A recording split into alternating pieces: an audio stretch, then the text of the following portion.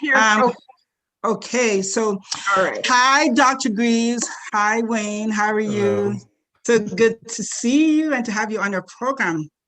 Well, good evening, everyone. And so this evening, we're going to have a session on the COVID-19 and the vaccines. And our presenter will be Dr. Wayne Greaves. So Dr. Wayne Greaves is not a stranger to some of us. He was a member of the Westmount Seventh-day Adventist Church, but for those of you who don't know him, Dr. Wayne Greaves is a physical science specialist in internal medicine and infectious disease. He received his medical degree from McGill University, Montreal, Canada. After training in internal medicine and clinical pharmacology at McGill, he completed a fellowship in infectious diseases at Vanderbilt University in Nashville, Tennessee. He then served as a visiting scientist at the Centers for Disease Control in Atlanta, Georgia, working in the Vaccine Preventable Diseases Division and in the STD division. And for those of you who don't understand, STD is sexually transmitted diseases. He subsequently served as head of the Infectious Diseases Division and the HIV Clinical Trials Unit at Howard University.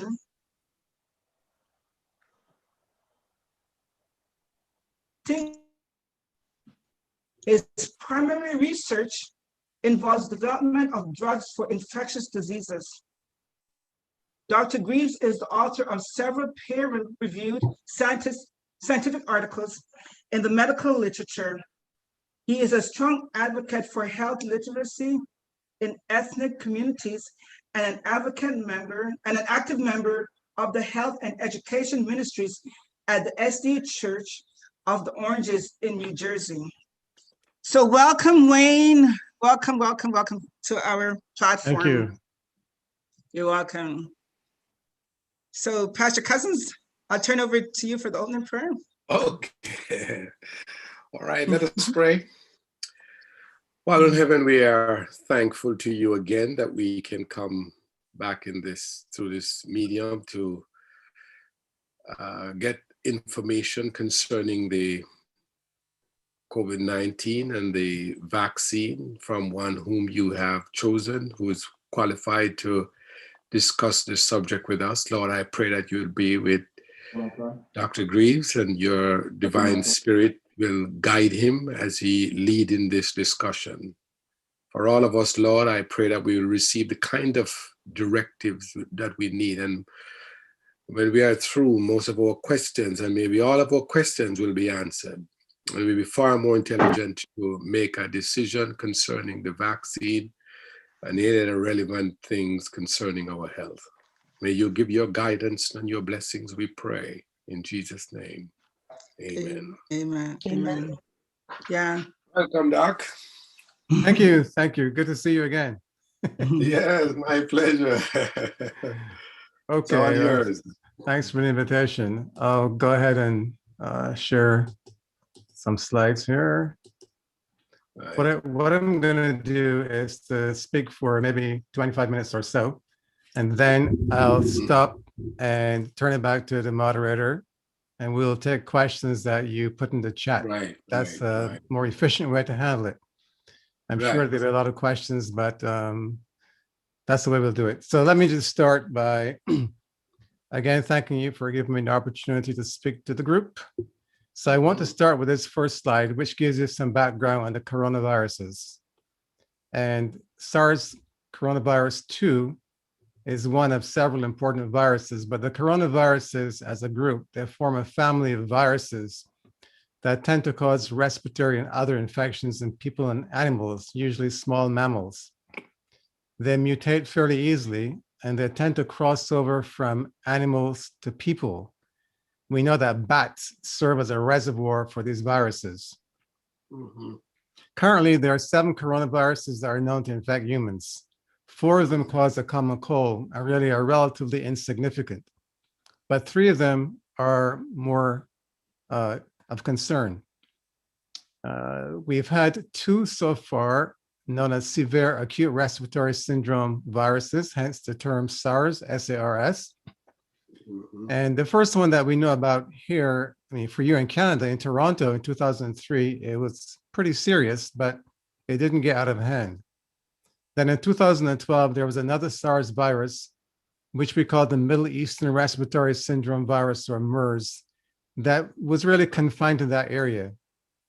But in 2019, I think people thought initially that the same thing would happen with this SARS virus. It would stay fairly localized to Wuhan, China, but it didn't. This is quite a different breed, and this has caused real havoc. Now, the question comes, why do we need a COVID vaccine? And I think if you've been following what's been happening in the world, you know that what we've been doing so far hasn't been very effective. The pandemic is still very much with us. The treatment options that we have in medicine are not very good. The preventive measures that the public health folks are promoting haven't been followed very closely. And there's considerable amount of misinformation and denial. And so we're here where we are. Just a quick review. The key symptoms when you're infected with this virus are fever, tiredness, a continuous cough, which is usually dry, nothing coming up, loss of taste and smell, pretty characteristic of this particular virus. So that's something to pay attention to. And with time, it goes on to get down into the lungs and cause breathing difficulties and severe pneumonia. It takes about 5 days from exposure to someone who's infected before you yourself become infected and have symptoms. The good thing about the virus, if there's much good about it, is that 80% of those who are infected tend to have only a mild illness and get over it pretty easily. This is particularly true for younger persons. But in about 15% of cases, the illness is more severe. And in about 5% of cases, it is very severe and often will mean that you end up in the ICU. So it is not a joke. When it's severe, these are some of the things that we tend to see. It can affect the brain. Some people can present with seizures, believe it or not. Pneumonia is the most common thing that we see, which can be very bad, but it can affect the heart. It can affect the kidneys. And we now know that it can cause blood clots. There are people who survive being hospitalized. One case I know, young doctor, was sent home, got home, 3 hours after she got home, she had a pulmonary embolus and died. So clotting is an important complication of this particular viral infection. And then now we know it can affect kids as well. There's a specific illness we refer to as the multi-system inflammatory syndrome in kids, which we tend to see more common in Black kids, Hispanic kids, but it can be a nuisance. So this is what we want to avoid. This is why we're talking about the vaccines. And if you know anyone who's been very ill and hospitalized with COVID-19, you know that it can be very deadly. And if not deadly, you can sometimes be left with residual problems.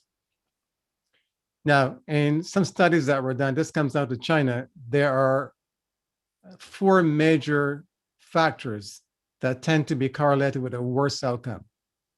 And these are obesity, typically a BMI over 30, 35, thereabouts, diabetes, hypertension, and heart failure.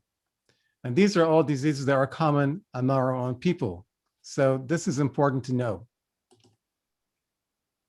In Canada, you've had a really rough time with your nursing homes. A lot of your cases were in nursing homes, and it's good to see that the deaths are coming down now, and that you've now got access to at least 4 vaccines: Pfizer vaccine, the Moderna vaccine, the Oxford AstraZeneca vaccine, and the Johnson & Johnson vaccine. And I'll talk more about those as we go through. Right now, I think, at least in the province of Alberta, they're not using the AstraZeneca vaccine for people over the age of 65, although they're rethinking that. And there is good reason for that, as I'll discuss in a bit. So I want to start here before I get into more detailed stuff to help you understand what's happening. Right in the middle is the virus, a schematic of the virus. The red knobs sticking out from the virus here, these are the spike of the protein. And this is where we tend to direct the activity of the antibodies that the vaccine helps you to produce. So that is a very important part of the virus, the spike protein. The green things you see here represent antibodies. And these are the antibodies that the vaccine will help your body to produce. What the antibodies do is that they get between the red spike proteins and these receptors on your cells, which we call ACE2 receptors. And so when the antibodies in green get between the red spike proteins and the ACE receptors, then it prevents the virus from being able to attach and enter into your cells and into your body. The antibodies neutralize the effect, we say, of the virus. And this is what we are working on. This is the whole point of the vaccines. Now, the antibody is the important element, and there are three ways we can get the antibody. The vaccines are one way to do it, but also if you're infected naturally through a SARS-CoV-2 infection, you may have a serious illness or a mild illness. So the antibody response can be variable. If the illness is very severe, you tend to mount a stronger antibody response. And the antibodies, as I showed you before, can get between the spike protein and the ACE2 receptors so they can't get into your cell. So another way to get the antibody is by vaccination. And there are three major kinds of vaccines or types of vaccines that I will discuss that reflect those that, at least two of them, two of the types of vaccines, two of the three are currently available in Canada. So the vaccines, as I suggested, will elicit the antibody responses. So this is the first way, this is the second way, and the third way is to give you ready-made or synthetic antibody, if you will. And so there are two ways we can do this. We've taken the plasma from people who have been infected, who have recovered successfully, and made what we call convalescent plasma. And we can infuse this into individuals who are ill before they become too seriously ill to help abort a fatal infection. Similarly, we now make synthetic antibodies, which can be used as well. And these have been tailored synthetically to be able to neutralize the spike protein.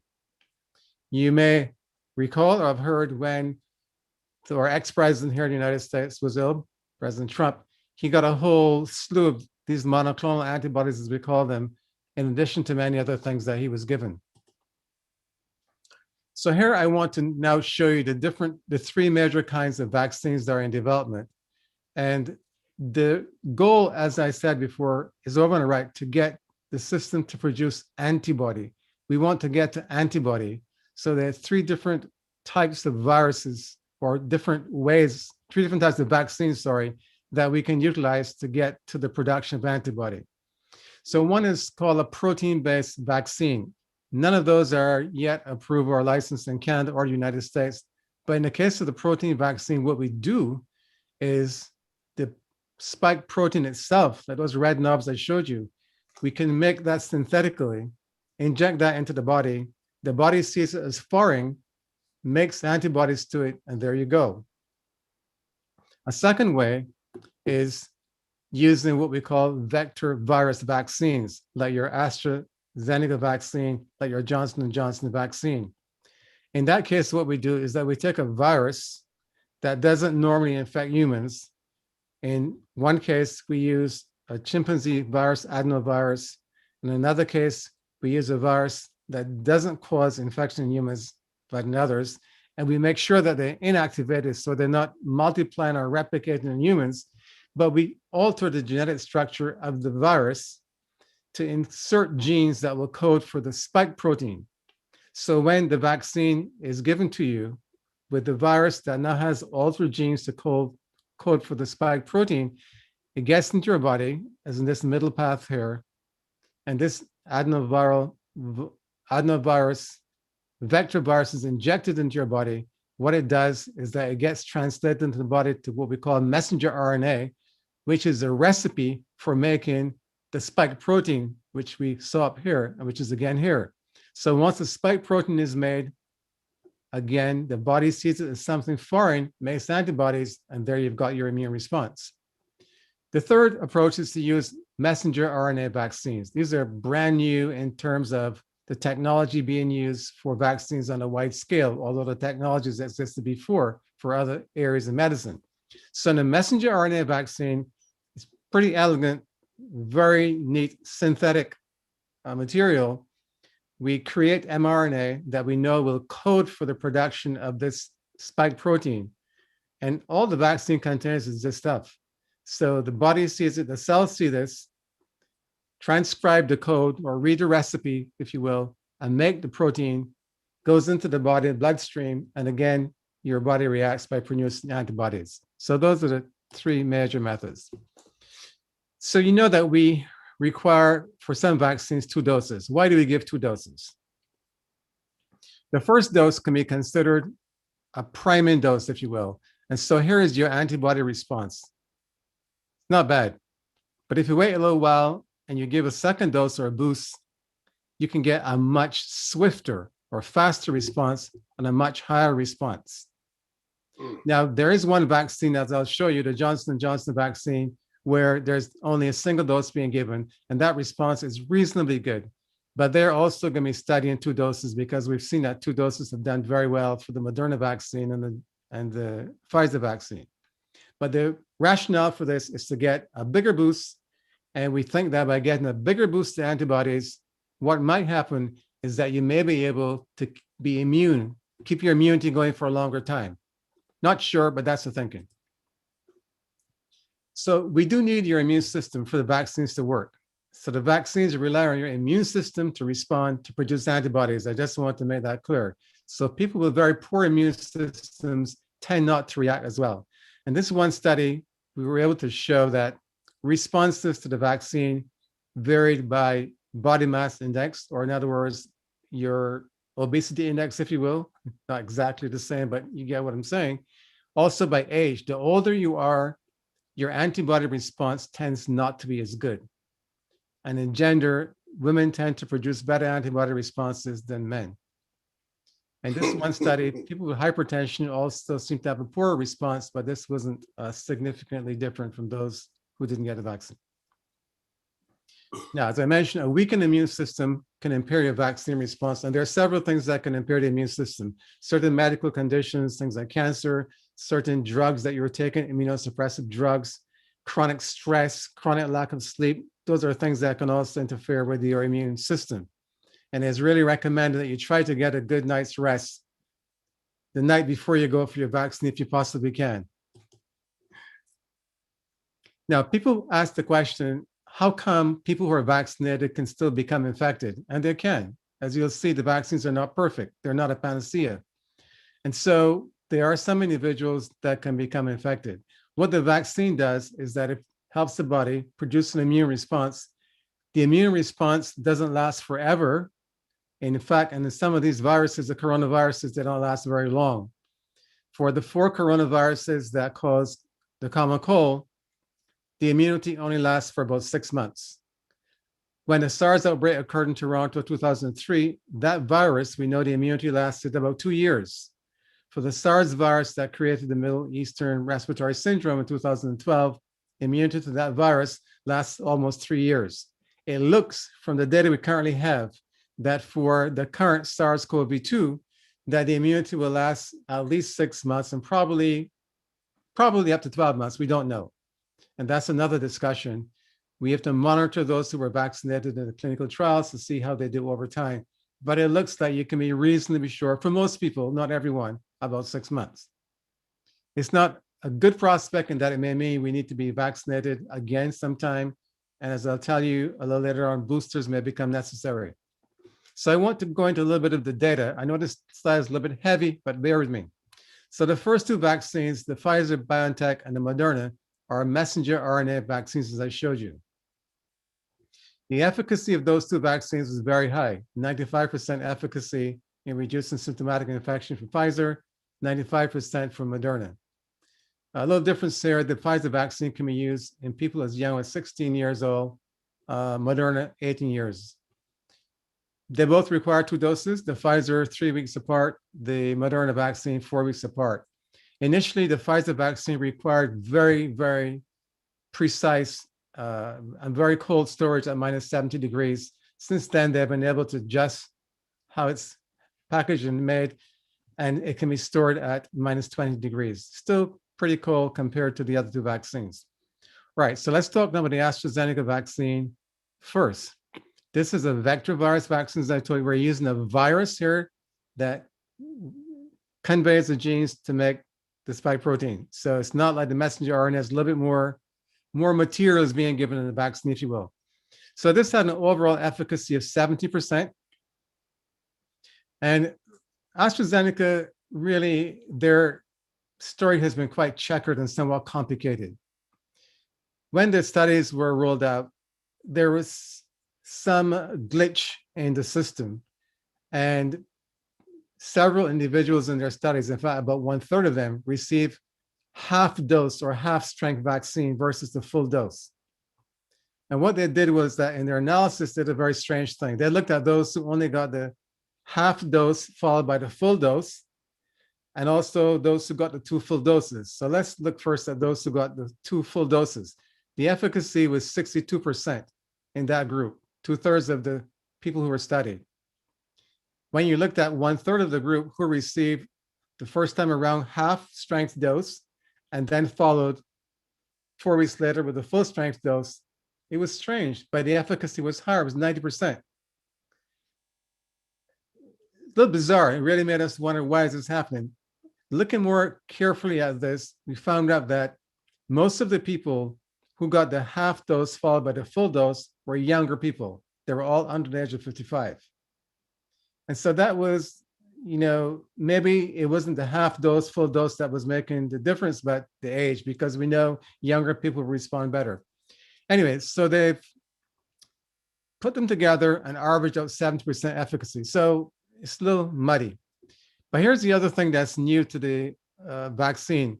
It's also been studied in South Africa. And in South Africa, the response was dismal, only 22% efficacy.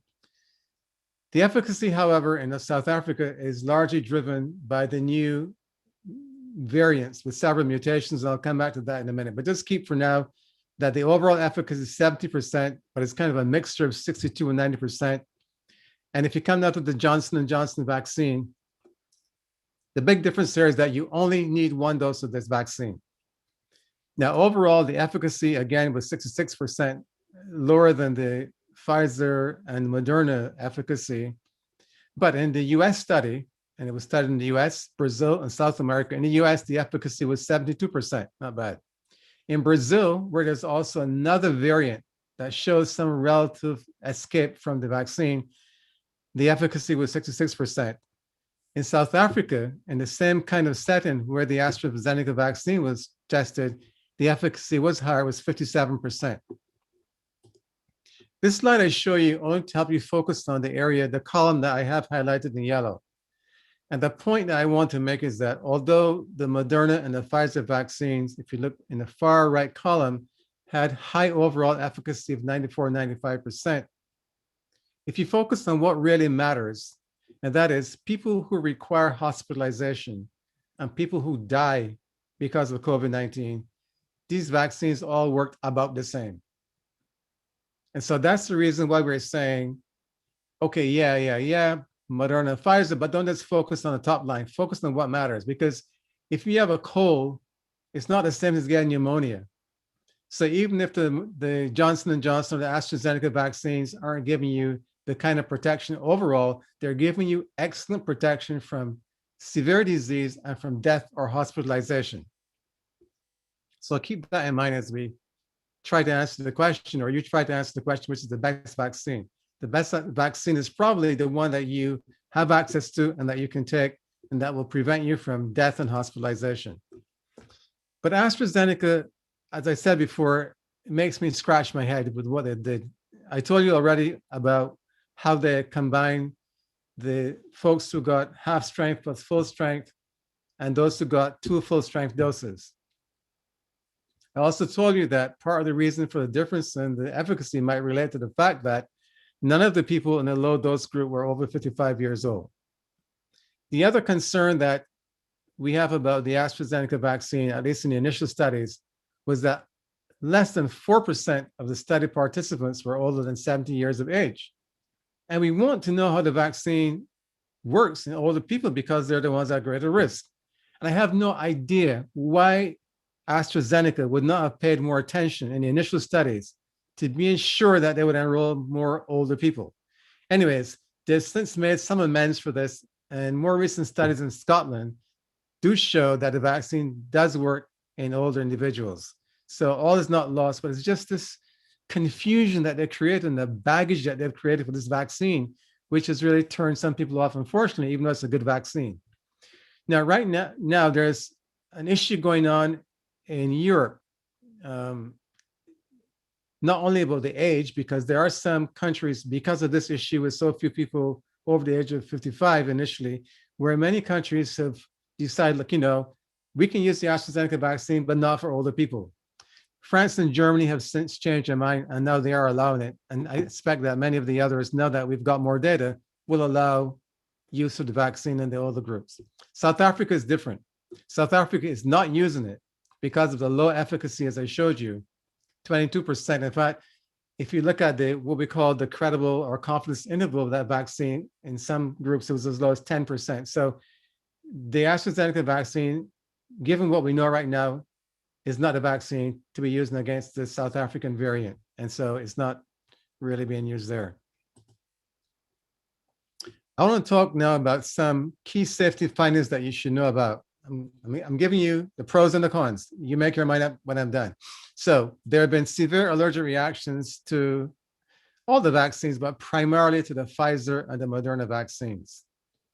Anaphylaxis, for those of you who are not in the medical field, is an acute reaction, typically to an allergen, where one can lose blood pressure, can faint, can collapse, and breathing problems, and needs to be attended to quickly. Otherwise, death can ensue. It's pretty rare, tends to occur in about 1 case per million injections for most known vaccines.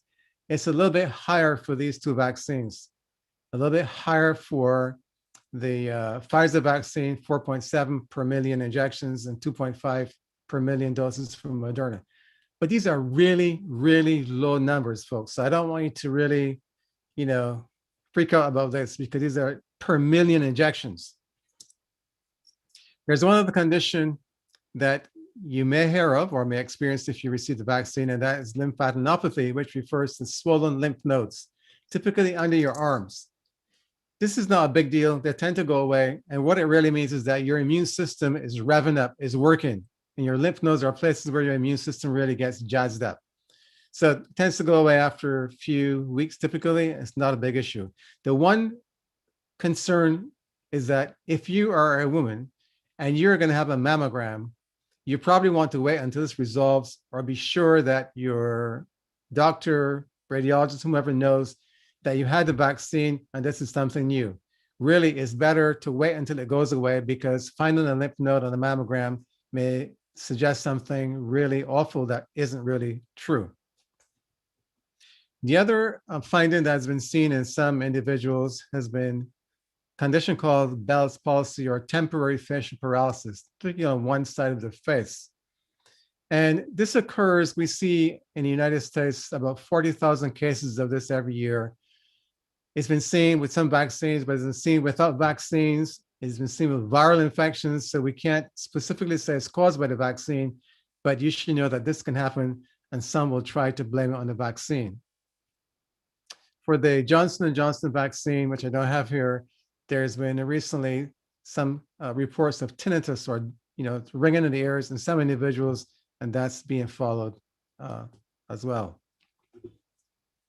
I just want to touch on this at this point. I mean, this is a real big deal here in the United States, and maybe in Canada too, I'm not sure. But people are very distrustful of the government, particularly over in the US. As far as Black folks are concerned, there are many things that have happened over the years. Like, there's one very important one known as the Tuskegee syphilis experiment, which was conducted by the US Public Health Service, where Black men with syphilis were allowed to go untreated even when penicillin became available for treatment, simply because they wanted to watch the course of disease. And that's been a real problem. And there are many, many other examples. And then for healthcare providers, there are many studies that show that, at least here in the United States, Blacks, Hispanics, other minorities often are not treated the same or are given some of the best treatments late in the game. And so there's a lot of distrust. And of course, there's distrust of the pharmaceutical companies. Many have been guilty of not picking on these three, but I just show these as the vaccine manufacturers. But there are others that, surely could have tempered the costs and the rise in costs where it didn't happen. And there's really a bad perception about big pharma, about many people. And then the other issue I want to mention on this page is misinformation. Everyone seems to think that they're an expert now because they can post something on Facebook or on WhatsApp. And people are so gullible, not checking the source. They just think because it's on Facebook or WhatsApp, it's fine. But I would urge you to check the source of everything you read. See if it's coming from a source that you consider credible or not before you just repost it, because that's how a lot of misinformation has been spread. Exactly. There has been concern about the rapid development of these vaccines, and that's a legitimate concern. But I would like to assure you that there is a logical explanation for this. People are saying that these vaccines, we just started work on them. How could you do it in a year? Well, the truth is that for the Moderna and the Pfizer vaccine, those messenger RNA vaccines, work was started on them years ago at the time of the epidemic in Toronto, the SARS epidemic in 2003. And in fact, they might have been tested, but the epidemic died down pretty quickly. So there are not that many cases after a while. But over the years since then, the messenger RNA approach has been tweaked and tweaked and tweaked. And really, it was more fortuitous and coincidence that that technology was available to be tried this time. But we never thought it would work as well as it did. In fact, the expectation from our health regulatory authorities in the United States was that it would be great if we could find vaccines with 50% efficacy. No one was expecting this technology to give us vaccines with 95% efficacy. Another reason that we can move more swiftly is that we are dealing here with a pandemic. There were thousands and thousands of cases. Typically, when you test a vaccine, you're hoping to find enough cases, you're waiting for them to occur. Even with the Ebola virus outbreak a few years ago, it took a while to be able to test the vaccine because cases came in spurts, but these cases were all over the world, so it was easy to find cases to do studies of 44,000 trial patients or 10,000 or 20,000 or whatever. So that was a factor as well. It's easier to test when there are more people to test, of course. And hence the enrollment in the studies was faster. In addition, our regulatory authorities, both the FDA here in the United States and Health Canada in Canada, realized that this was a serious situation. This was not a situation that you can just sit back and wait. So you had to facilitate the whole process of approval. And so some things were done in parallel. They weren't omitted, they were just done in parallel or almost in parallel. And then, of course, there's no real incentive for these companies to get into vaccines because vaccines aren't the kind of things that make a lot of money. You use vaccines to prevent illness. And one certainly wasn't sure that these vaccines would work. So to encourage major pharmaceutical companies to get involved, there was significant funding and incentives to the companies. And that is undeniable. So that's transparent. But I do want to say that the good thing is that there was careful monitoring of the studies. Each company conducting trials had to set up what we call an independent review board, data monitoring committee. Those data monitoring committees were not just manufacturers or pharmaceutical people. They had to include experts in the field, statisticians, scientists, people outside of their own group, ethicists, and even people who were just ordinary individuals. So there were also specific time points when there were checks made. And in the end, the FDA in the United States, and I don't know what Health Canada did, probably the same thing, required that before they would even look at the data from these companies, they had to have enrolled and monitored those who were vaccinated, 50% of them, for at least 6 months before, at least 2 months before we could say it's even worth a look. And then as there was pressure being applied politically in the United States to get the results so quickly, fortunately, even the vaccine manufacturers felt uncomfortable. Of course, they were pressured from those in society as well. And they signed a declaration that they would not even seek approval from the health authorities until they had completed a reasonable safety overview, which was sanctioned by their Data Safety Monitoring Board. So all those things came into play. So I just want to assure you that there was some safety checks along the way. Now, typically with a vaccine development program, it takes longer. And typically, the vaccines would not be approved on such short-term safety data. But as I said, would you want to wait for a full year versus the 2-month period just because you want to be so safe, recognizing that at some points in the United States, we were talking about 2,000 and 3,000 people dying a day?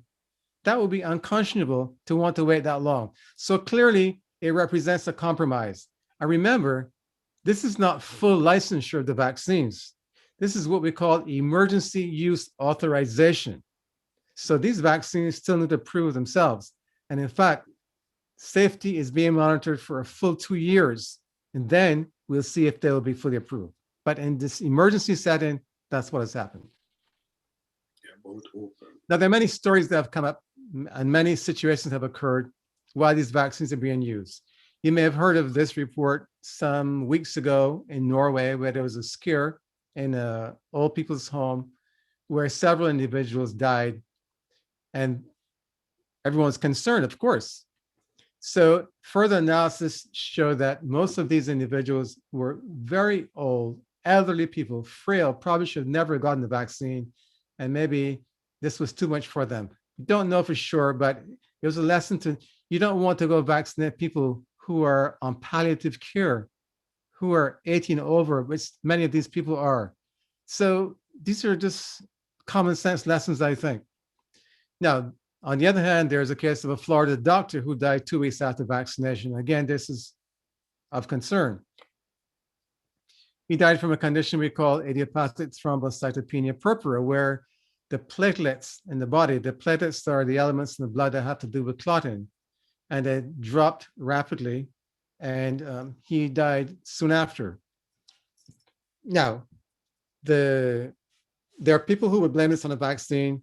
There are others who would say, we don't know. This condition occurs apart from the vaccines. We know it can occur in people who've been vaccinated. In the case of the measles, mumps, rubella vaccine, we see 1 to 3 cases per 100,000 doses. And in the United States, again, about 50,000 cases we see in a year. Overall, there are 30 cases so far associated with vaccines. And we know that there are now, in the United States, at least, there are probably about 60 million people now who have received at least 1 dose of the vaccine. And so this is a very rare phenomenon. If it is related to the vaccine, we can't be sure. But I would just say that because something is associated, because one thing is associated with another, it doesn't mean that one thing causes the other. And so given the potential benefit of the vaccine, we should keep that in mind before we rush to judgment. Now, just this weekend, Denmark, Norway, and Iceland suspended use of 1 lot of the AstraZeneca vaccine, and Austria, I think they've suspended 2 lots because they're concerned about blood clots. Now, the equivalent to our Health Canada and the FDA in the United States, the European Medical Agency, has been looking into this. So far, their feeling is that there's no indication that the vaccine has caused this blood clotting. And again, there are over 10 million doses of vaccine that have been used already. This is AstraZeneca. And so far, there's no evidence to suggest that this is something that has occurred in a random or widespread fashion. But there are 2 batches that they are checking to see whether or not there's an issue.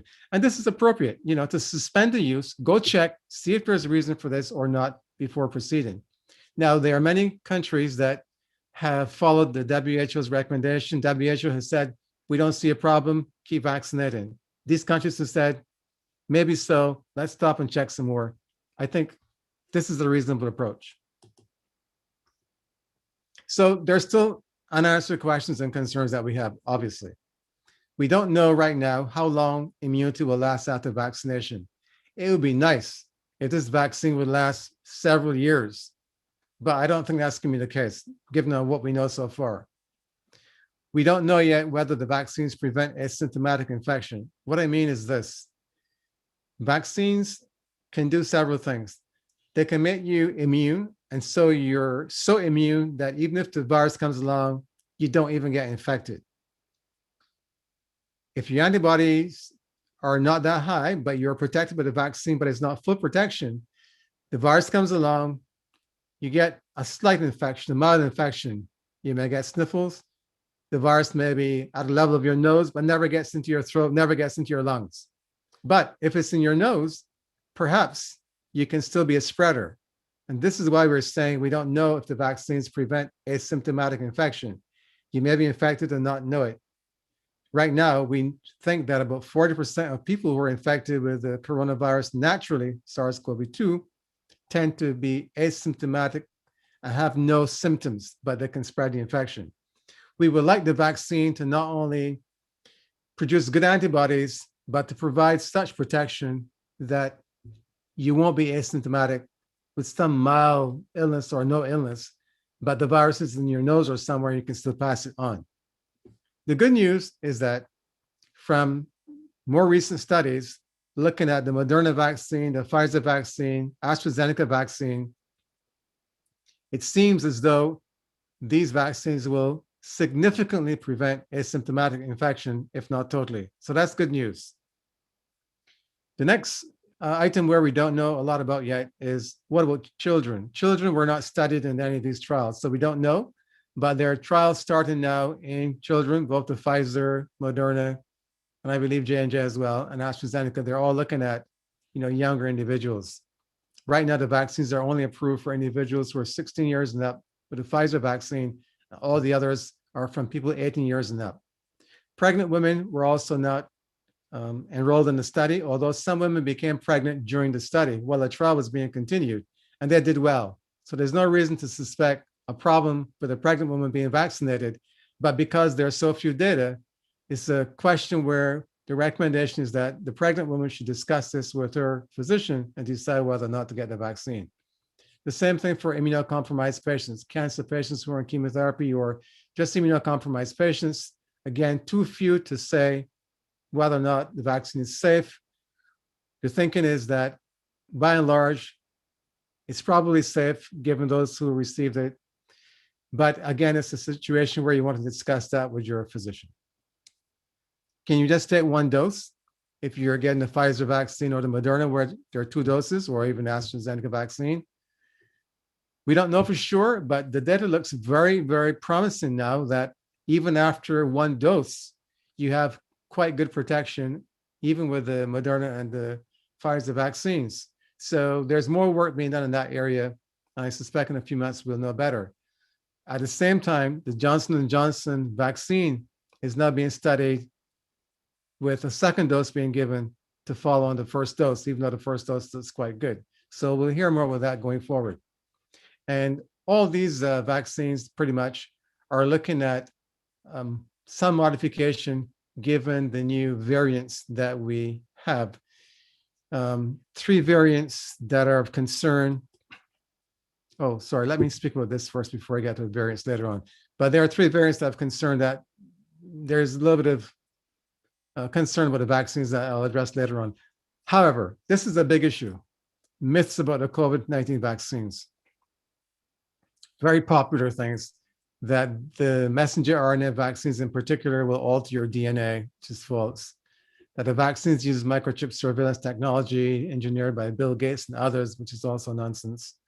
That the COVID-19 vaccines cause infertility in women. This is something that came up early on other vaccines. This is not new, but the allegation here is that the vaccine, the spike protein, is similar to another protein, as I'll show you later on, and that there's a cross reaction and it can cause infertility in women.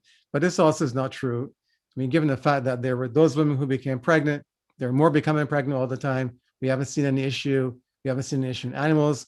And there's some more data I'll show you in a bit. The vaccines contain aborted human fetal tissue. Okay, so this one I need to explain. The AstraZeneca vaccine and the Johnson & Johnson vaccine, the virus and all viruses need cells in which they can propagate or live. That's the way viruses work. To be able to engineer those vaccines with the gene to code for the spike protein, the viruses were grown in human fetal tissue. And that human fetal tissue did come from aborted fetuses years ago. These cells are propagated into the laboratory. It doesn't mean that we're asking for women to abort every day or every year or anything. These are what we call immortal cell lines. We just passage them in the laboratory on and on and on. And these are specimens that have been around in the 1970s for the most part.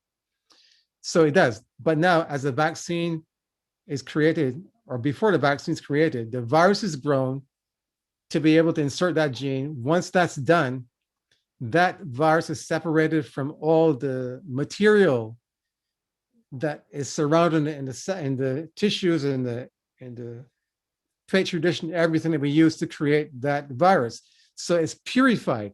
So when it gets to the stage of the virus that's in the vaccine, all those impurities are removed. There's no more any human fetal tissue. So you can rest assured about that. Purity is essential. Now, there are, however, certain religious groups who are absolutely opposed even to use of fetal tissue to prepare or in preparation of vaccine. And so for those individuals, then it makes sense to use the messenger RNA vaccines, which have no connection to the human fetal tissue in its development.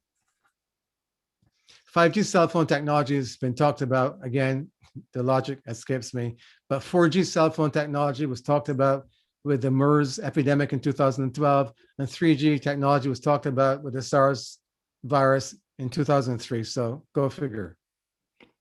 Then there are those who believe in all kinds of home remedies and, may not hurt, but I would not count on these to protect you from COVID-19. On the right, I just want to highlight one thing that's shown here, the fallacy.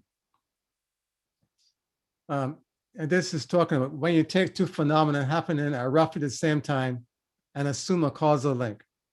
And then it goes on to say that's like arguing that because Baby Yoda was introduced to the public in 2019, so you must have caused COVID-19. Just because two things occur at the same time, you have to be very careful and cautious not to say they cause each other. But even some medical professionals are spreading conspiracy theories. It's just not the average person. This particular doctor, you've probably seen her around on YouTube, mostly false stuff. Few things are true, but mostly false. Here's another nurse who got suspended for spreading conspiracy theories. And again, I say, always check the source of your information before you post or repost, and particularly WhatsApp and Facebook. Here's a pharmacist. People are strange. Just because you don't believe in vaccines, are you going to take them out and sit them out so they spoil? And here is this pharmacist who did exactly this. He didn't believe in the Moderna vaccine. He didn't think it was safe for people, and that could harm them and change their DNA. And so 570 doses were spoiled. Anyway, he got himself in trouble with the police as a result. Then hip hop artists aren't doing us any favor. Their lyrics, and particularly this one by Royce, just doesn't help us.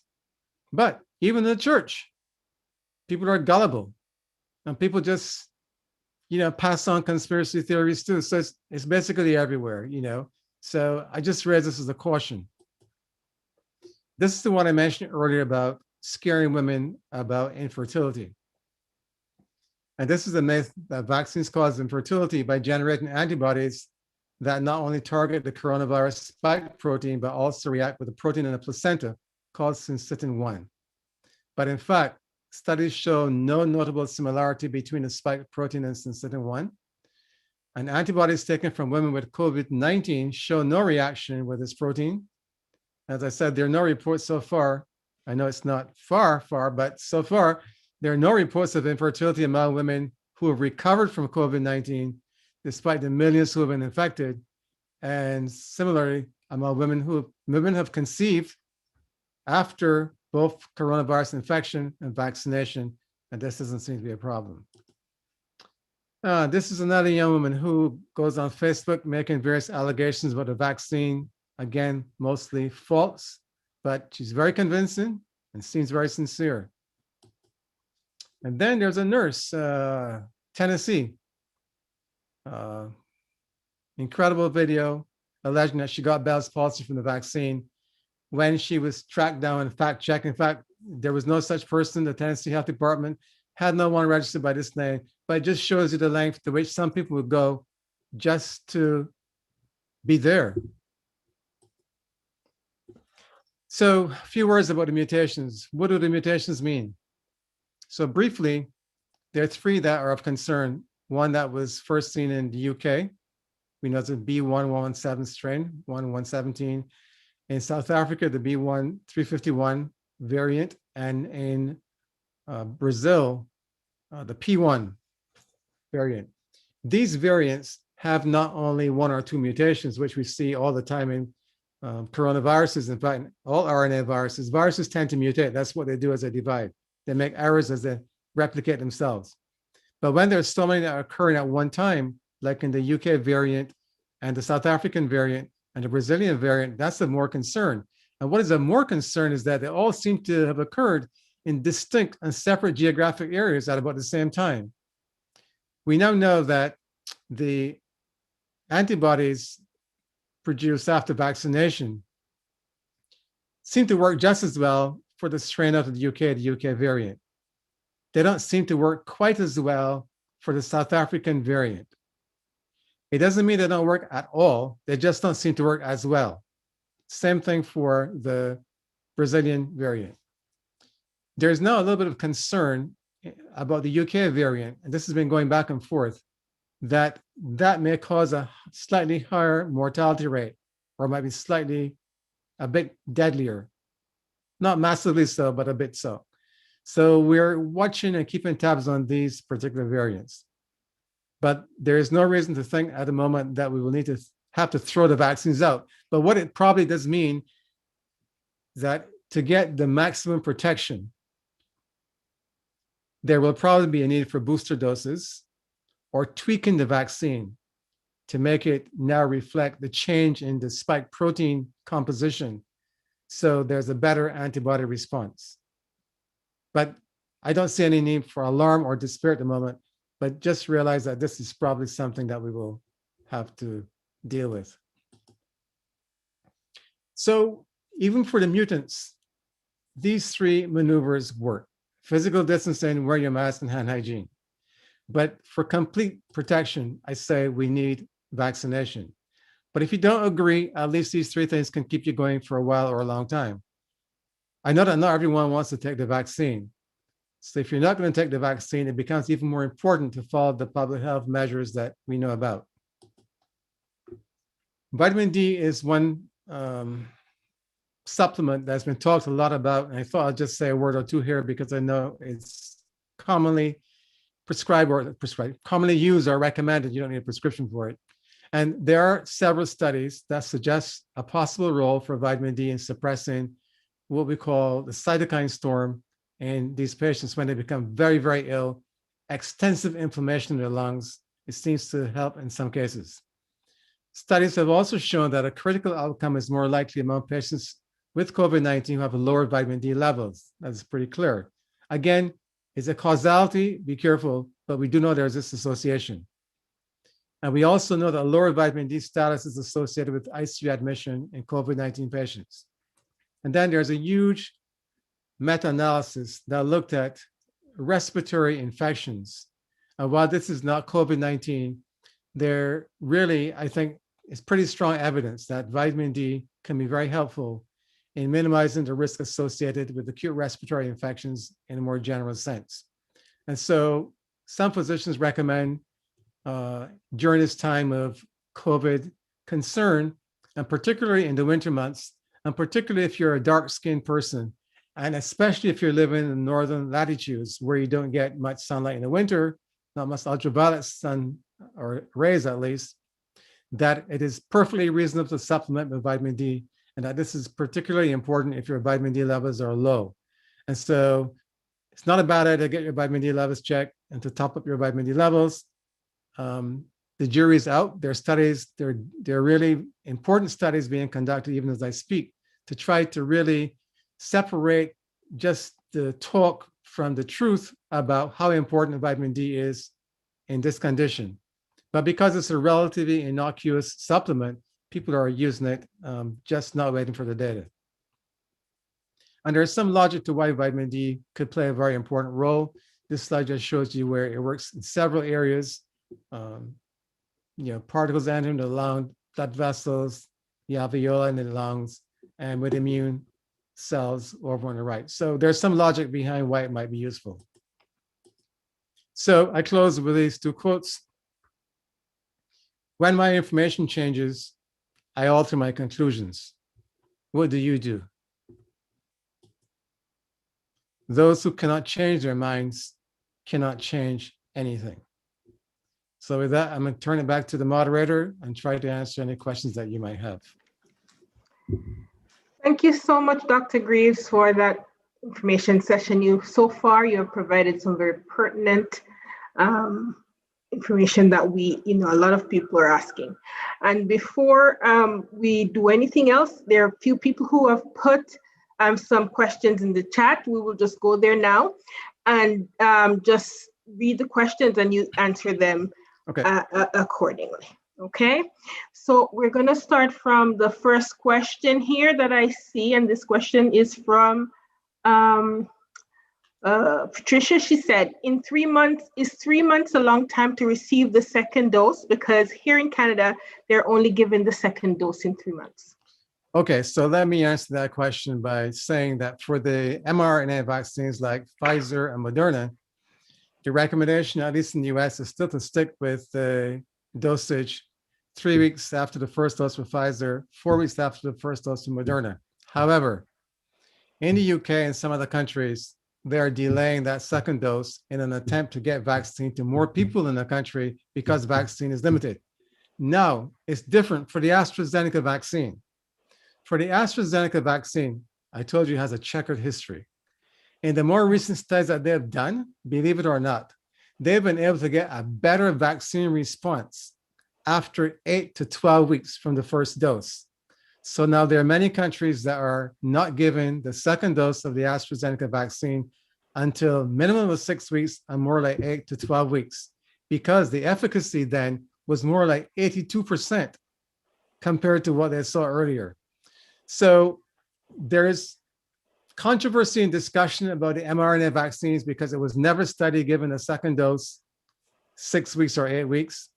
But I think one could argue perhaps biologically, immunologically, that is not unreasonable. But I know that in the US, we've decided not to go down that road. But I can't say that it's wrong if you're doing it in Canada. And in fact, we know that after the first dose, from the most recent data, you're getting pretty good protection. It's just my concern is that if I were an old person, I would not do that. I would not want to have to do that because the antibody response, while it's pretty good after the first dose, we know that if you're older, your antibody response is not just as good, and it may not be enough to protect you with just that one dose waiting that long. We'd have to see. Okay, thank you. The second question pertained to the AstraZeneca's vaccine, so I think that one was explained quite well. Follow-up question is from Rodney. He said, if your immune system is strong, can you still get the virus? Thanks. And do you see a third wave coming? So it's two questions. Okay, if your immune system is strong, yes, you can still get the virus. There are young people, strapping people, athletes, coaches, bodybuilders who've died. There are young people who've died. And while young people don't die as often, they still die, some of them. So your immune system is no foolproof protection. It is true that the better your immune status, the less likely you are to have a severe outcome. And that much I would say. But I don't think that there's any way that we can safely say that if your immune system is top, as far as it can be optimal, that you still won't become infected. This is a virus, and this will try to live wherever it can. Okay, thank you. Next question. What natural things can you take to prevent the virus?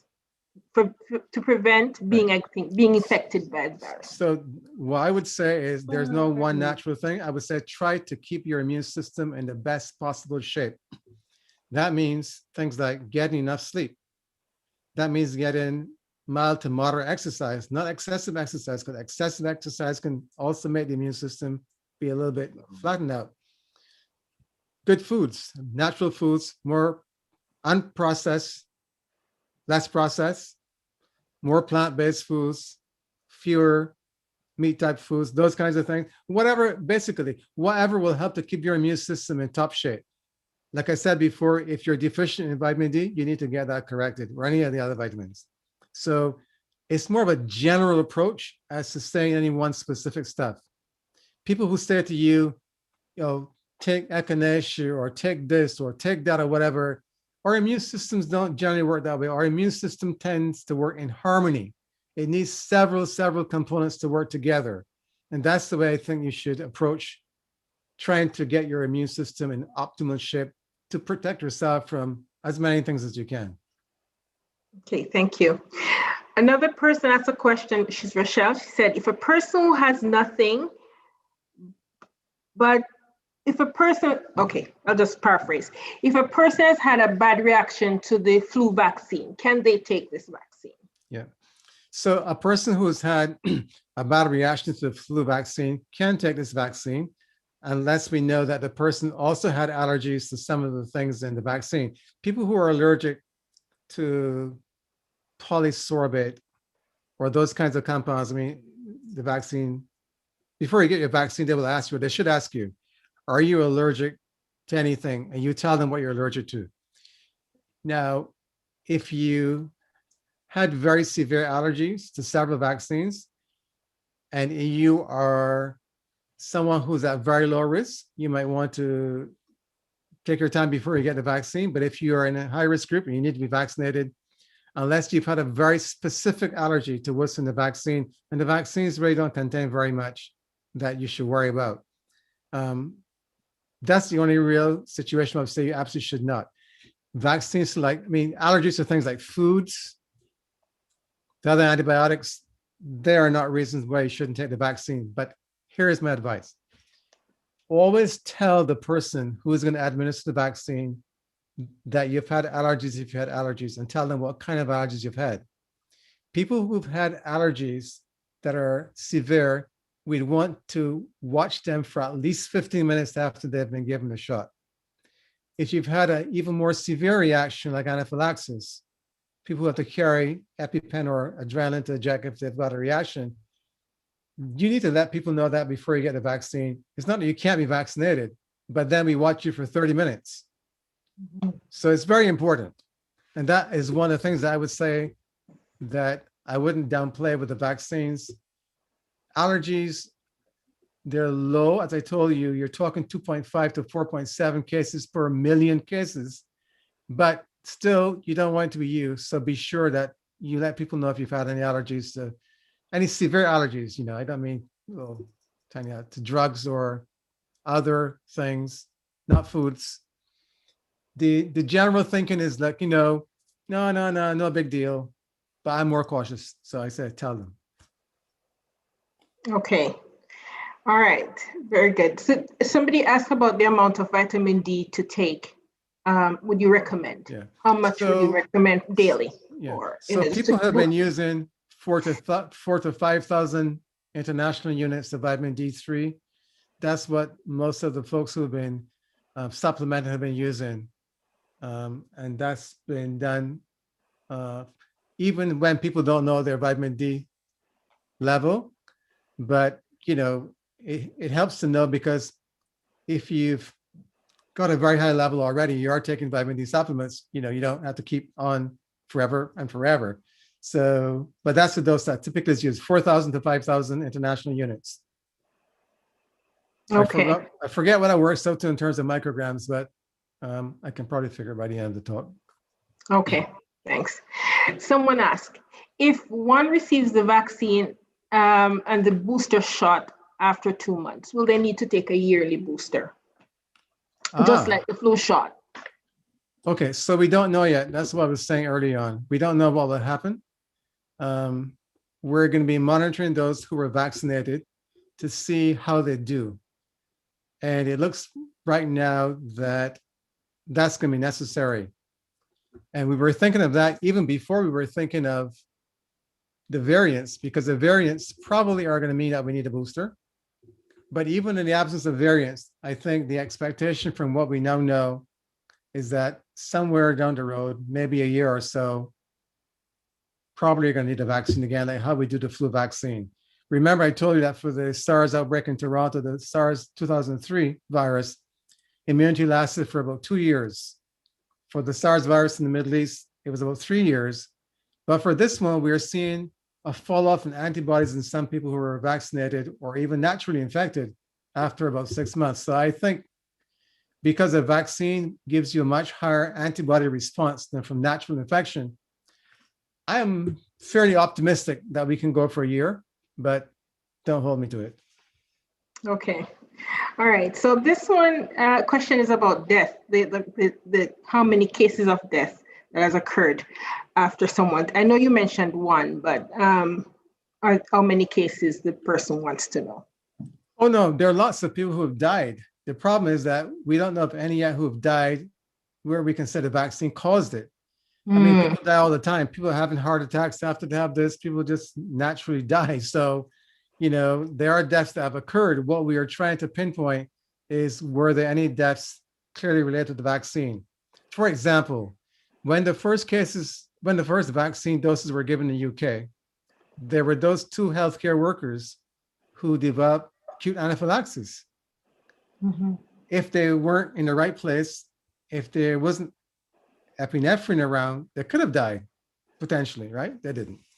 So what we are following, and there are several groups that are following the safety of people who are being vaccinated, we're trying to see whether or not there's clear relationship. So far, while there are deaths that have occurred, they have not been causally linked to the vaccine. That's what I can say.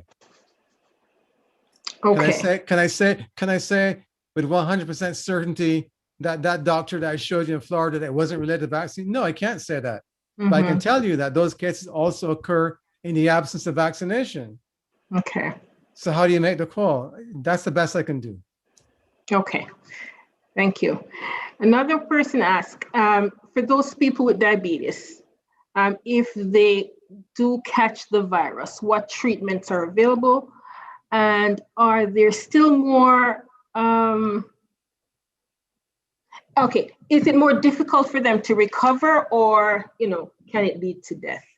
Yeah, so for people with diabetes, your chances of having a severe infection, your chances of being hospitalized, your chance of dying are greatly increased compared to someone who's not diabetic. So you want to take care of your diabetes, make sure you're in good control. You want to make sure your immune system is in best shape you can keep it in. You want to get the vaccine if the vaccine is offered to you, unless you have a really good reason not to get the vaccine, because you are at very, very, very high risk. People who are obese, and we consider obesity a disease, not something that people should be, made fun of because of their overweight, but that is, I think I showed you the slide early on, diabetes is a big risk factor. So you need to take it very seriously, honestly. I think I forgot the last part of the question. Was there another part? No, that was it. Okay. So, There's one more thing though. Now, if you are, another reason, if you're diabetic and you're not feeling well and you're concerned it might be COVID-19, don't just stay home. Go and let someone check you out at one of the emergency areas or somewhere, because people can go down very, very quickly. You can drop your oxygen quickly and end up going from being able to talk to being out of breath in a matter of 12 to 24 hours.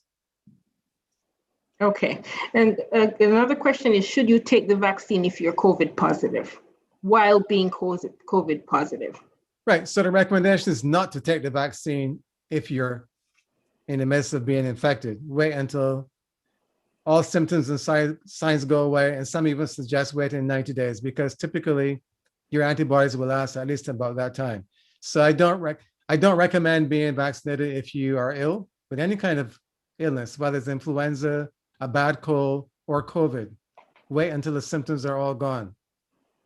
Now, I will tell you, though, that in the clinical trials that were done when the vaccine was being studied, there are some people who were vaccinated who didn't know they had COVID, and they did okay. But the recommendation is not to be vaccinated with acute COVID, but wait until symptoms disappear. Okay. This person asked, what types of allergies are we looking at? They said they have several, and they had sentinel node surgery, and they also had an episode of palsy. So An episode how of would that palsy? I think Bell palsy she's talking about. okay. Yeah, Bell's palsy. So I guess she's asking for herself if it would be a good thing for her to take the vaccine based on her medical history. Right. So that's a question I would say you want to discuss with your doctor to be sure. Because while Centers for Disease Control here is not saying, for example, they say that history of allergic reactions not related to vaccines or to what I referred to earlier as something called polysorbate, which is the lipid layer envelope in which mRNA vaccines are included. Other than allergy to those, they're saying it doesn't matter if you have allergies to food, to pet dander, to oral medications, to latex, eggs, or gelatin. We're saying that they're okay to take the vaccine. Now, if you've had Bell's palsy before, even though we don't think that that is a harbinger that will occur again, I'd say to you, I would discuss that with my doctor before I get the vaccine, rather than just going and showing up for the vaccine. That's my suggestion. Okay. Someone says, have you ever studied herbs and the power of herbs that God gave us? and not only that, but what happened to having faith in the divine power of God? I haven't studied herbs myself. I believe in the power of God and the power of faith, but I don't believe in being presumptuous. And so I think where it's prudent, we should exercise prudence. And that's my answer to that question. Okay. All right, somebody else? We can be foolish and go jump off of a steeple too. Jesus didn't do that. Okay. All right, thank you. The next question, can the nanolipids, which are used to carry the mRNA into the cells, go into other places, for example, the blood, cross the blood-brain barrier, etc.?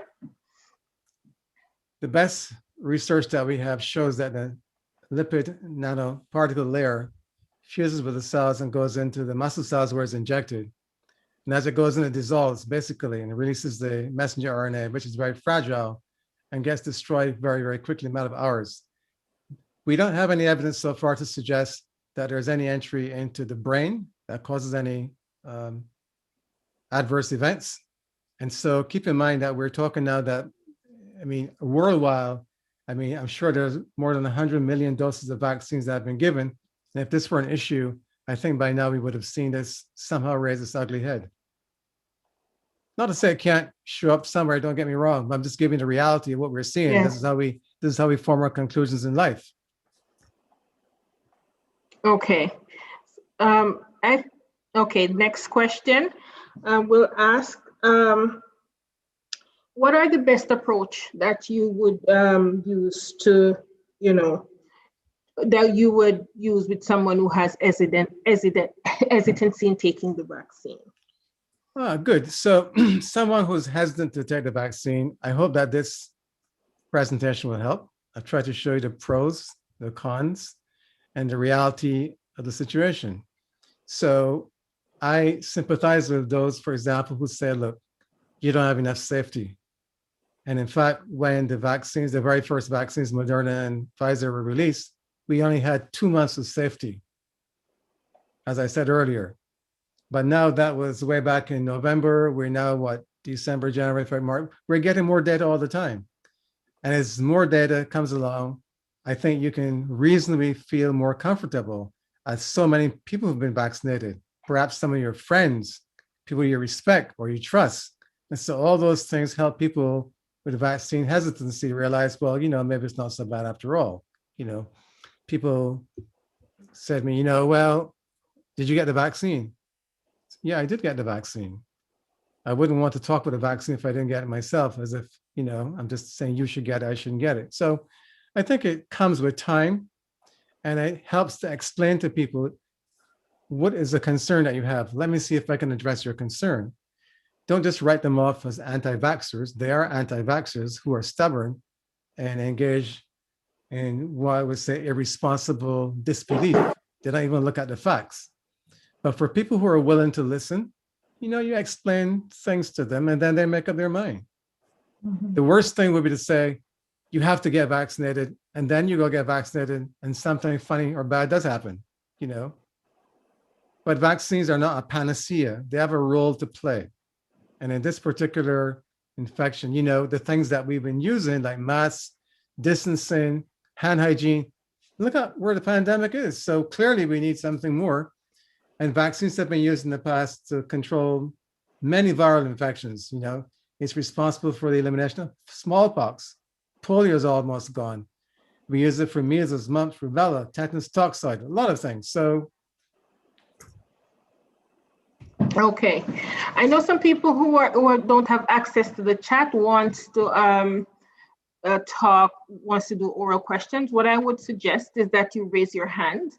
And Jason, Can you just manage them for me, please? Because I don't want everybody talking at the same time and overwhelm the system. So please raise your hand if you have an oral question, and we're going to give you about 2 or 3 minutes to answer. Let me say one more thing before the first person speaks again to the person who may be hesitant of the vaccine. Yeah. I think you need to ask yourself a couple of questions. If you're a very young person, you can reasonably say, okay, my risk is relatively low. So ask yourself, what is your risk of acquiring COVID-19, and what will be the likely outcome if you catch the infection? If you're in a high-risk group, then you seriously should consider the vaccine. If you're a young person and you're in good health, I can understand why you might want to wait or whatever, I know that public health folks would like everyone to be vaccinated, but I'm just being real here. If you're young, your risk is not the same. If you're older, your risk is much higher, and the risk increases almost linearly. Your risk at 60 is higher than at 50. Your risk at 65 is higher than at 60. So the older you are, the higher your risk. When people talk about only 1% of people dying from this disease, that's an overall number. But if you're 85, your mortality rate is more like 3 to 5%, not 1%. So that's the question to ask yourself. Also ask yourself, in your household, are there people who would be at great risk of death if you're not vaccinated and you become infected?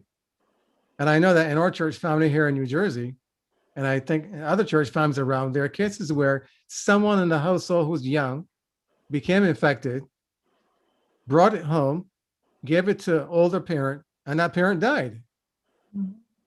The last question to ask is, what about your workplace? Are there people who might be at risk if you become infected?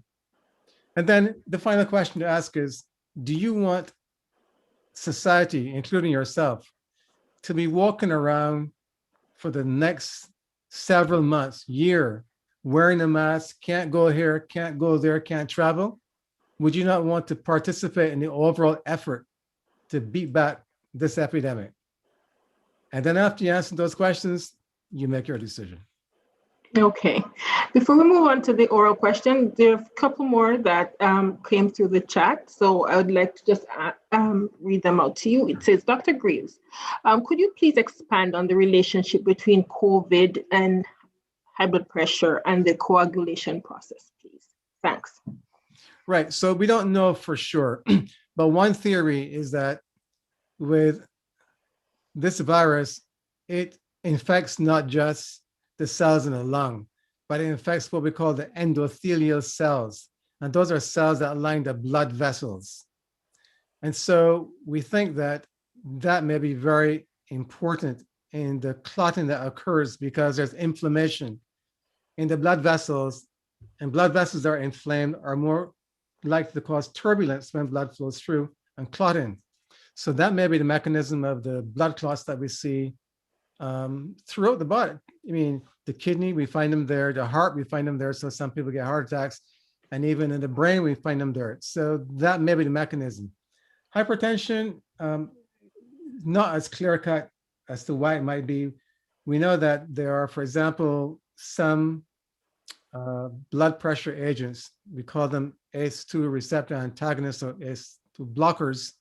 And there was a thinking at one point that these receptors where the virus binds are also some of the receptors that we use with certain of the medications that we use for high blood pressure.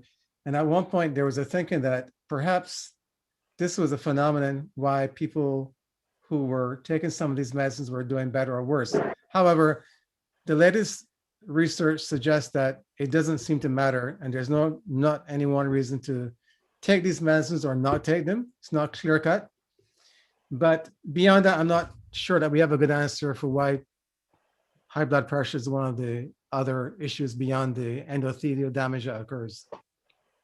Okay. Another one is, it has been said that Black people should take the vaccine first. Can you explain why? So that has become somewhat distorted. The real reason why I would say I think it's important is because looking at the numbers of people, the relative proportions of people who have died, who are people of color, not just Blacks, Hispanics too, and Native Americans, at least in the United States, the data is quite clear that even though, we may account for 30% of the population is Blacks, the death rate for specifically talk about Blacks is about 1.5 to 2 times higher, given the relative ratios. And it's not necessarily because there's something biologic, but we're saying that because we know there are so many people who are dying disproportionately within the Black population, within the Hispanic population, within Native American subpopulations, that it makes sense that you should consider protecting yourself. Now, when we look at the deaths, the disproportionate number of deaths that occur among Black folks, for example, and we then correct for things like, education, social status, jobs, wealth, where you live, all those things, the socio-demographic factors, then there's no real difference, which tells you that this is not something biologic. So when we say to people, you should consider being vaccinated, or some people say vaccinate first, it can be misleading if you don't understand why we're saying this. We aren't saying you should do it because there's something intrinsic and biologically wrong, but we know there are some communities where access to healthcare is not good. So you have to make a special effort to get the vaccines available to those people in those communities. That's the way to see it. Okay. 2 last questions from the chat, and then we'll move to the oral questions. Somebody was asking about asthma and if they should take the vaccine if they have that. And another one was asking if they should wait for herd immunity. But I think you kind of touched on that already. Well, let me just quickly say that for the asthmatic person, yes, the vaccine is still something you should do. Being an asthmatic is not a reason not to take the vaccine. In fact, it may be a very good thing to take because you're at higher risk with chronic lung disease. Herd immunity is a little bit different. Herd immunity refers to the condition where enough people in a given population or community are immune to the virus so that even if a case or 2 occurs, it can't be clustered and repeated. It doesn't get into a serious outbreak. It's really relatively confined. So we think that it requires maybe 75 to even 85 or 90% of people in a close population or community to be immune, either from having been infected naturally to the virus, the infection, or from vaccines, so that if one person in that community becomes infected, there's not a massive outbreak because so many other people are already immune. That's the concept of herd immunity. But if only half of a population, or even 60% decides that they're going to be vaccinated, and 20 or 30% says, no, I am not going to get the vaccine, you are going to wait a long, long time and may never even achieve herd immunity. That doesn't mean the rates won't go down, but you may not achieve what we refer to as herd immunity. Okay. All right, thank you so much and I think that's it for the questions in the chat. So now we have a few hands up, and I see Warren. I can see him, so I would say, Warren, can you ask your question? I saw Warren before. Okay. Hi, Warren. How's it going, Uncle? Good. I had a question. Basically, if you can, other than the mRNA and let's just call them for the moment DNA-based vaccines that are currently out. Yeah. Can you just shed some light on the other types of vaccines being worked on? For example, like the plant-based or the insect-based ones that they're starting to talk about. And if you do have any information on the time frame to those being released. Right. So the plant-based and insect-based vaccines, they're working on the same principle as the DNA vaccines, just that they're not using a virus. And they are thought to be a little bit more tricky to manufacture and a little bit more technical. So it's going to take a long time. I don't remember how soon the first of those might be coming, but the last check that I did of those vaccines, I don't think that we were going to have any of those even being tested like in phase 3 clinical trials for at least another 6 months. So I don't hold up much hope for them. But then there's a protein-based vaccine, which is just a protein, as I said, the spike protein. And Novavax is one company that is making that vaccine, and they've got some preliminary data already. And they've been looking pretty good. I think their efficacy was like 90%, although in the South African setting, again, it was low. It was only like 49%. The South African variant is a bit troublesome. But the protein vaccines, again, would be a nice, elegant way to get a vaccine as opposed to using the DNA vaccines, like the AstraZeneca and the J&J, because you're really just going straight to the protein and the body will react to the protein. So the messenger RNA is just one step behind. Here's a recipe, make the protein, body react. So that's why I tend to like the messenger RNA vaccines and the protein vaccine when it comes along, because there are not too many steps. And the one value I would say, though, still of the Johnson & Johnson vaccine is as one dose. And there are some people who hate needles, and there are some people who will never, ever come back for a second dose. And there's where that one dose would help and could be very useful. It's also very cheap. It can be stored at almost typical refrigerator temperature. And so in tropical countries and lesser developed countries around the world, both the Johnson & Johnson and AstraZeneca vaccine are, I think, going to be useful vaccines. But the other more sophisticated kinds of vaccines like insect-based and so on, they're going to take a longer time. So if you're waiting for that, Warren, you're going to wait a long time. Okay, thank you. The next question is from Chanel. Chanel, go ahead.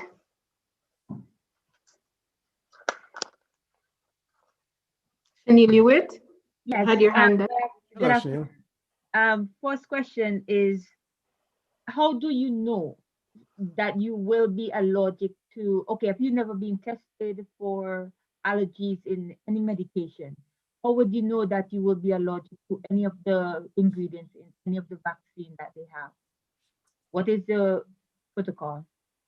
So your question is good. You won't know. So this is why they ask you, have you ever been allergic to anything? And then you tell them if you know if you've been allergic to anything. But the default is you don't know, you take the vaccine. We watch you for 15 minutes. Most cases of severe allergic reactions occur within that time frame. So I think you'll be okay.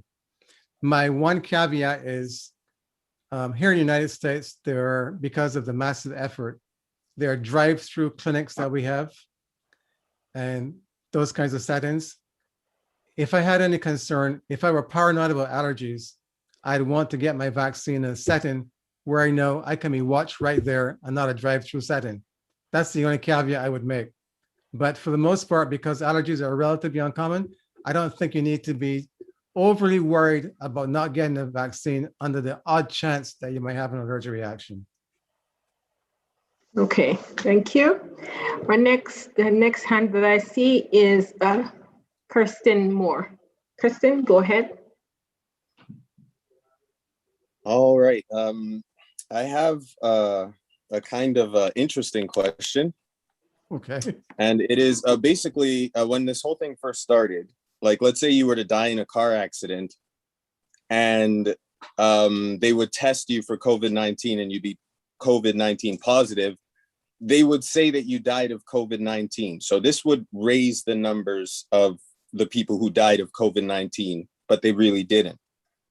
My question is, why would they do this, especially if this is when it comes to the cases of deaths, like all the death cases, this is what's going to push everything further if it's serious or if it's not serious. But why would they try to, like, if I died in a car accident, why would they say I died of COVID if I potentially test positive for COVID-19?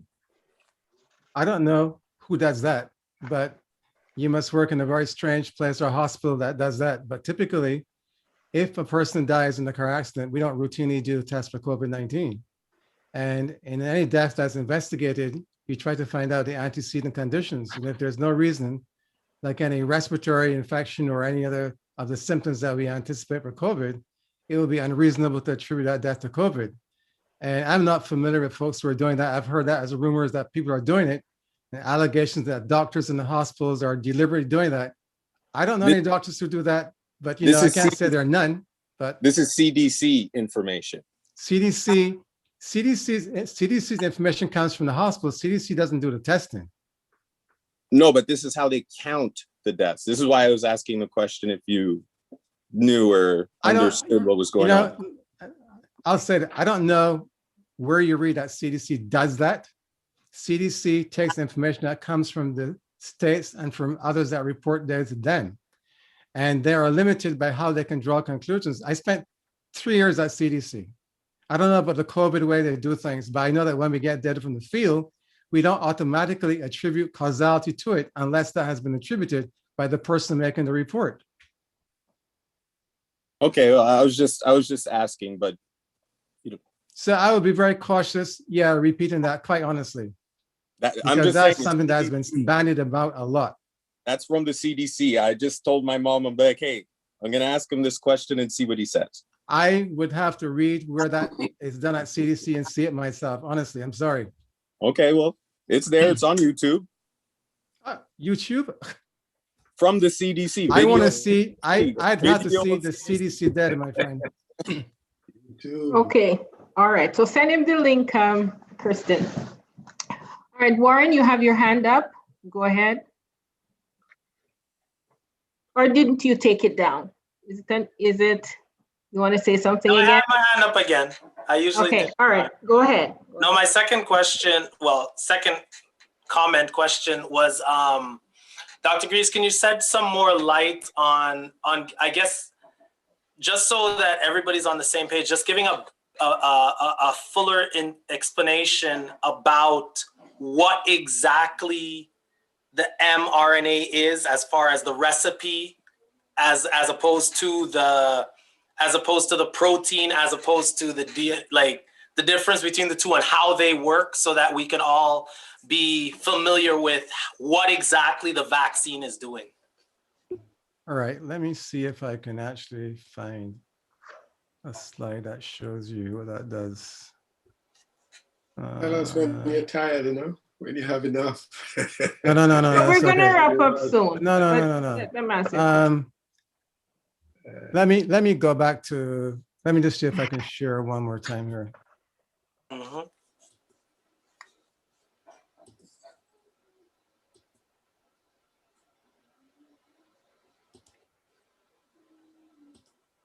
All right, so here is the, can you see my little pointer or not? I don't know. Yep. Yes. Okay, so here is kind of where we're saying the messenger RNA lives.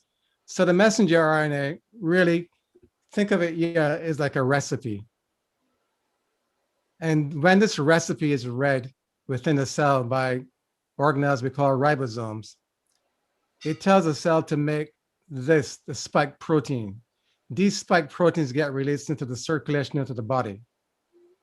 As these are released into the body, the immune cells in our system identify this as something weird, abnormal, this shouldn't be here, and starts to make antibodies. And so these are the antibodies there. So here's where the messenger RNA lives. Here is what it leads to the production or released into the circulation, the spike protein.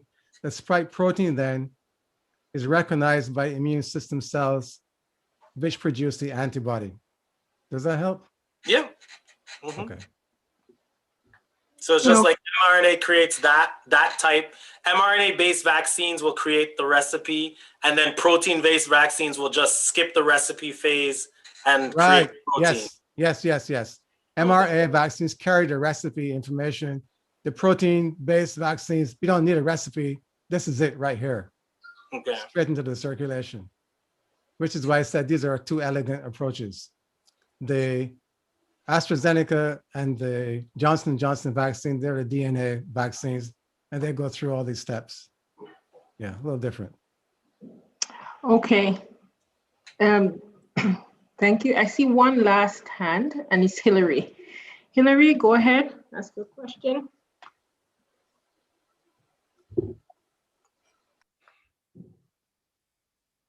Hillary? She hasn't unmuted us yet. Okay. And Dennis, you'll be the last question after Hillary. now Oh, I'm we have three now. unmuted. Okay. They're popping up. Okay, Okay. 3 questions. I was muted out by the host. Okay. Yeah, my question is this. If you are prone to having blood clots and you're on a blood thinner, which prevents the clot, considering that there are data how that the vaccine might produce this clot, does the vaccine would decrease the potency or the effectiveness of the blood thinner that you're on? No, the vaccine doesn't interfere with the potency of the blood thinner. No, not at all. But you raise an important medical condition. As I said before, right, this virus is a really strange virus. It increases the risk of blood clots. And in fact, for people who end up being hospitalized with COVID-19, almost always they end up being placed on anticoagulants to minimize that risk. If you've already got the risk, it doesn't mean that you can't get the vaccine or you shouldn't get the vaccine though. Okay. All right. So we are going to go no more than 2 hours, and we're winding down now. So I see 3 more hands. They're popping up as we go, and I want to give everybody a chance to, voice what they have on their mind. So the next person that came after Hillary was Dennis. Dennis, go ahead with your question. Has to unmute. Unmute Dennis and Okay, now it's unmuted. It was blocking me. Okay, so my question is like the COVID has said to have caused by climate change, according to the Pope's encyclical. And if people continue to eat abominable foods around the world, we would continue to get other viruses. Like the COVID's not going to be the last one. It'll be other viruses, which there are millions, Okay, I'll be there in a minute. I'm asking my question. At one time, doctors laughed at the introduction of washing the clothes and the hands before they went from one operation to the other, and they even chastised the person who did that. Now, isn't it time to add a new Bible protocol to the health recipes that the people should eat a clean diet around the world, that they should, come on guys, they should add the clean diet as a protocol for the WHO, so that we do not keep getting all these extra viruses by eating bats, by eating rats, by eating mice and different things there, and pigs. Okay. So I'll start with you're right. Semmelweis was one physician who raised the idea of washing hands between obstetric cases, and he was ridiculed and laughed at. But we know today that infection control is very important, hand washing and pasteurization. So that's, not pasteurization, but sanitation and infection control techniques is very important. So that's reasonable. Now, but there are people who eat well and still get the virus. So I'm not sure it's easy to come up with what you're suggesting. I'd be interested to hear what you think, but it's not as simple as just, not everyone who has been infected with the COVID virus is someone who's not been eating the right foods or has been eating bats or whatever. So I don't think it's as simple as perhaps you make it, but I don't disagree that there's room for trying to live and eat healthy. And that's why I suggested earlier. I'm not against that. I think that is based on Leviticus 11, the restriction from eating unclean foods. And since it's been said that the virus started with eating unclean foods, I think that is where the base of his question is. Yeah, but this virus isn't one that comes from eating. This virus is an airborne virus. So this is not like some other viruses you get through eating. So I would be still cautious of making that particular leap while still agreeing with you that unclean food should be avoided. I don't disagree with that part, but I don't think that's going to give you protection from this kind of virus. Okay. That was the understanding, though, that it started first with people who ate unclean, ate the bats and stuff like that. That's not our understanding of science. That may be the lay understanding, but that's not how we see it. Okay. That was passed on. So I Yes, guess. I mean, many things have changed since then, so that's okay. At one point, we thought it was also only spread by droplets. At one point, we were saying don't wear masks. But as our knowledge has evolved, we've looked at things a little bit differently. So yeah. Okay. Go on to the last two questions. Mitzi. Oh, she's muted. She's been muted. Sister so Bergen has her hand up. Right. Yeah, there are two hands. Mitzi, you're muted. Yeah, she's muted at talking, and I'm saying. Sorry, I was saying stuff. I'm sorry, I'm talking. Okay, excuse me. All right, so I have, before just a quick question to ask Dr. Greaves before I move on to, now I see 3 hands before I see 2, but guys, we're going to end, it's now 6:47, we're going to end at 7 o'clock. But just to ask this quick question for someone who had open heart surgery, she wants to know if she could take the vaccine. Yes or no? I'm sorry, say that again. This person had heart surgery and she wants to know, open heart surgery, if she could take the vaccine. Yeah, that's not a reason itself to not take the vaccine, but still discuss it with your doctor before you go to get it. Okay, perfect. All right, Sister Bergen, go ahead. Am I muted? Yes, you are. Yes. We can hear you. Okay.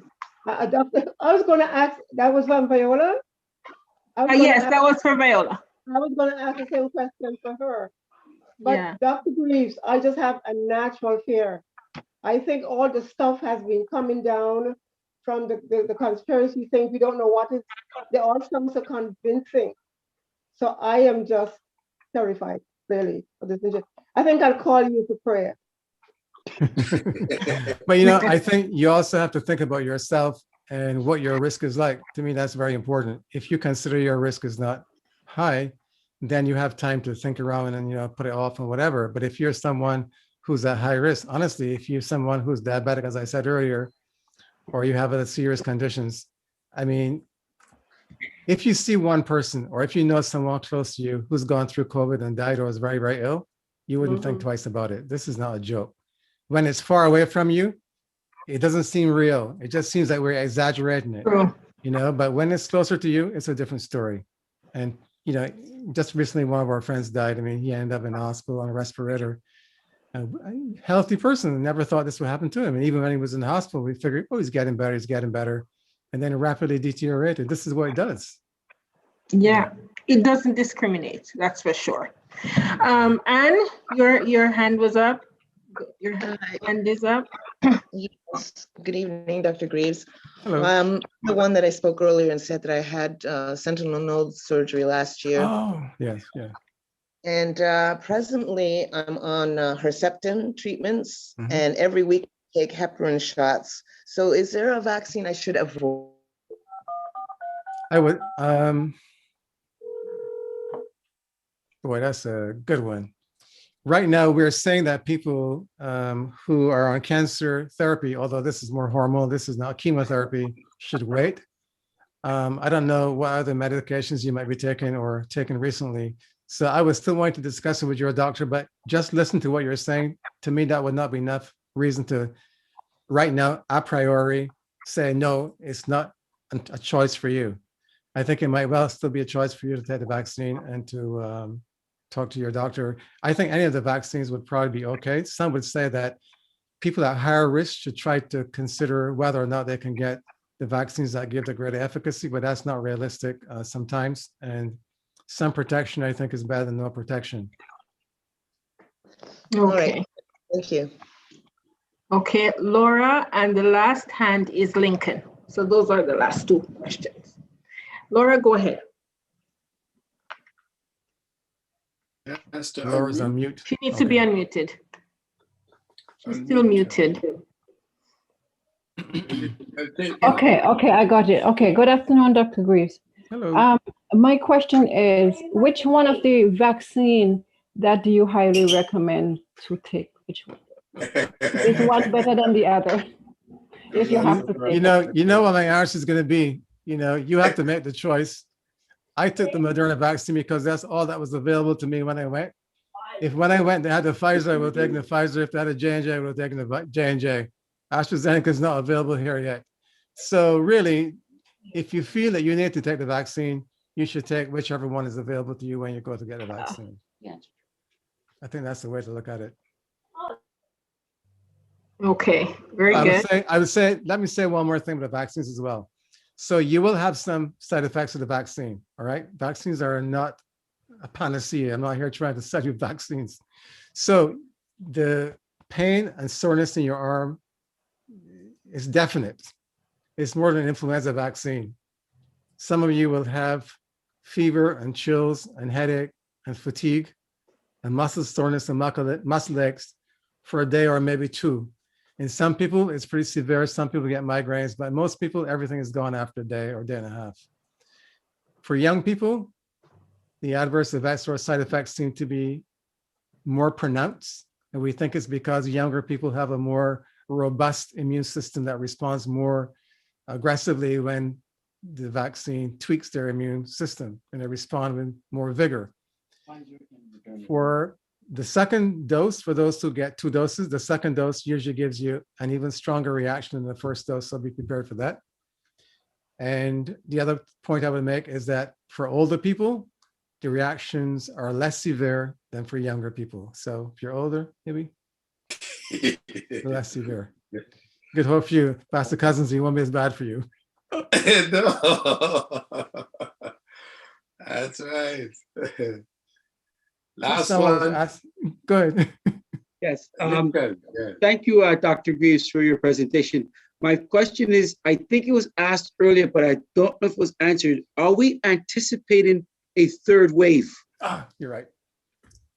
So here's, if it weren't for the variants, I would have said no, because I would have said the vaccines, as more and more people become vaccinated, we are going to get this stuff under control. What troubles me right now, though, is that with these new variants, especially the South African variant, which seems to not be as easily neutralized by the antibodies with the current vaccines, we're probably going to have to retool a bit. And that may give some time for, if not a big surge, perhaps a little bump. So I think it's uncertain. I think there are some people who think we will see another surge, but it won't be a big surge. The others who think, no, if we vaccinate enough people now quickly enough, we won't even get to that point and we should be okay. So I'm somewhere in between. I feel like maybe there'll be a little bit of bump, but not that much. I don't expect we're going to get back to where we were last year anytime at all. I don't think so. I think we're on the road to recovery. I really do. Thank you. But it may not be as soon as we would like, but I do think that the cases are coming down. Even in your province, they're coming down. So I think if people continue to be vaccinated and the vaccine becomes more available, and people do become vaccinated, it's going to help. But again, we're not trying to force people to do it. We just want people to think about it and decide. Thank you very much. Sure. Okay. Thank you, Dr. Greaves. Thank you so much for this wonderful information session. On behalf of the Health Ministries Department of the Westmount Church, I want to thank you for providing us with the pertinent information and clarifying some of the myths and surrounding the COVID-19 vaccine, educating us also on how the virus works. And I hope this provides for our listeners with your members and everyone, the information that they need that will help them to make an informed decision moving forward. And thank you so much. Come back again if we need, any more information on this crisis that's occurring at the moment. And everyone just stay safe. This virus, I've seen the effects. Those who work in the medical field see the effect, and I'm telling you, it does not discriminate young, old, and some people weather the storm, others don't. So just be safe. Yes, have God on your side, but trust the science also. At this time, I'll turn it over to Pat. Do you have anything you want to say, Pat, before we wrap up? No, I just want to thank Dr. Greaves for giving us this time to come and give us this information. And he's not even charging us. He's doing it free of charge. So I thank you from the bottom of my heart for taking the time out to do this presentation. Thank you so very much. Sure. It's good to see some of my friends. I can't see all your faces from Westmount, but good to see your names at least. Pleasure. Very good. So at this time, we're going to close in prayer, and we're going to ask God to, bless each and every one of us as we go through, as we're going to start a new week, and keep us safe so that we can gather again next week in this forum to give him thanks and praise for, keeping us during this time. So let us all pray. Our Father who art in heaven, we want to thank you for today. Thank you for the blessed Sabbath day that's ended. Thank you for the blessing that was especially reserved for this day. And we have refreshed ourselves and we're ready to start a new week. I want to especially thank you for Dr. Greaves, who came this evening to give us all the information that we needed to answer all the questions that we had on the COVID virus and the ramification that it can have on our health, and also providing us with the information that we can use to make the decision that we need to make in order to keep ourselves safe. Thank you also, God, for providing us with health and strength. We have not, many of us here have not had that the virus, and it's through your mercies also that have kept us, and you will keep on keeping us. As everyone goes through this week, please be with all of us. Guide our hands, guide our footsteps, keep us safe, and help that we may all make it to this forum next week. Same time, same place. In Jesus' name I pray. Amen. Amen. Amen. Amen. Amen. Okay, thank you, Doc. If there's a spike, we shall call you again. We don't want any more spikes. We want everything to go down. More spikes. More spikes. All right. Thanks, All right. guys. Thank you so much. All right. Good seeing you. Thank you. Bye. Thank you. Thank you.